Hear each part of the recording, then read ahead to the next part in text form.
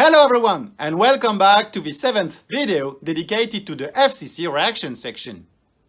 In the first 6 parts, we have described the different process steps, the characteristics of the feedstock, the catalyst, and the chemical reactions. We also talked about the regenerator. I now propose to perform a heat balance around the regenerator. Remember, we said that we had 750 tons per hour of catalyst circulating in the FCC. This 750 tons per hour absorbed the coke formed in the reactor. In the video dedicated to the reactor yields, we explained that the coke yield was about 5 weight% of the feed rate. So 5% of 150 tons per hour equals 7.5 tons per hour of coke produced. These 7.5 tons per hour of coke will deposit on the surface of the catalyst in the reactor. And they will be burnt in the presence of air in the regenerator. The heat of reaction of coke is about 10,000 kilocalories per kilogram of coke. So, for 7.5 tons per hour of coke burnt into CO2, this will lead to a heat release of about 75 gigacalories per hour. It is a very large amount of heat. But by the way, what will become all these calories? To put it simply, this amount of heat goes first to the combustion air introduced into the regenerator, and secondly to the catalyst. Also note that part of this heat will also be used to a lesser extent to desorb the coke of the catalyst, to heat the coke of the catalyst, but also to compensate for the thermal losses to the atmosphere. I propose you now to review all these terms. Let's start by looking at the amount of energy absorbed by the combustion air. The rule of thumb that we use is that it takes about 15 tons of air to burn a ton of coke. So, to burn 7.5 tons per hour of coke, we will need about 112 tons per hour of combustion air. The specific heat of the air is about 0.26 kilocalories per kilo and per degree C in the temperature range of 15 to 200 degrees C. Remember, the air enters the regenerator at a temperature of about 200 degrees C due to its compression effect in the blower.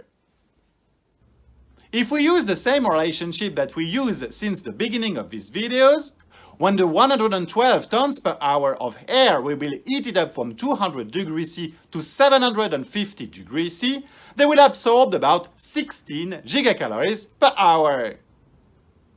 Let's now zoom in on the catalyst. The specific heat of the catalyst is about 0.27 kilocalories per kilo and per degree C in the temperature range between 500 and 750 degrees C. So it is very close to that of the air.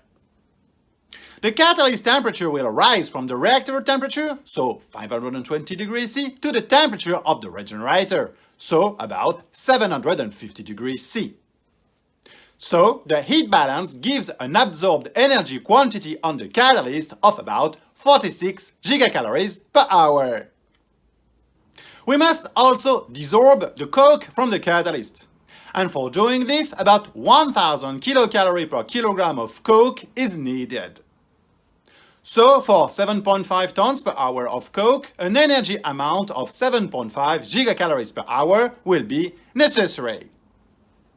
Finally, we have to take into account the thermal losses to the atmosphere. In fact, a regenerator is never 100% efficiently insulated. So, as an hypothesis, about 5% of the energy released by the coke burning will be considered as lost to the atmosphere. So, in the end, the 75 gigacalories per hour released by the combustion of coke will be absorbed by the 750 tons per hour of catalyst for an energy amount of 46 gigacalories per hour. The 112 tons per hour of combustion air for an energy amount of 16 gigacalories per hour. Then the 7.5 gigacalories per hour will be absorbed to desorb the coke on the catalyst. and 5 gigacalories per hour will be lost to the atmosphere. In this thermal balance, we have not considered the amount of energy to heat the coke, since it is negligible compared to the other high amount of energy involved. If we summarize, about 60 to 65% of the coke's combustion energy is absorbed by the catalyst, about 20 to 25% by the combustion air, and the rest is split between the thermal losses and the coke desorption of the catalyst. And this is our final heat balance. In all our calculations, we considered an initial estimated temperature in the regenerator of about 750 degrees C. And our thermal balance is now 100% balanced. So, our hypothesis of 750 degrees C of a temperature in the regenerator is verified. This is the real temperature. Now that we have burnt this coke, we have very hot flue gas. But what to do with it? We will see that in the next part. Thank you for your attention and see you very soon for the 8th part. In the meantime, do not hesitate to test your knowledge with the quiz and to subscribe to my YouTube channel. See you very soon for the next part. Bye bye!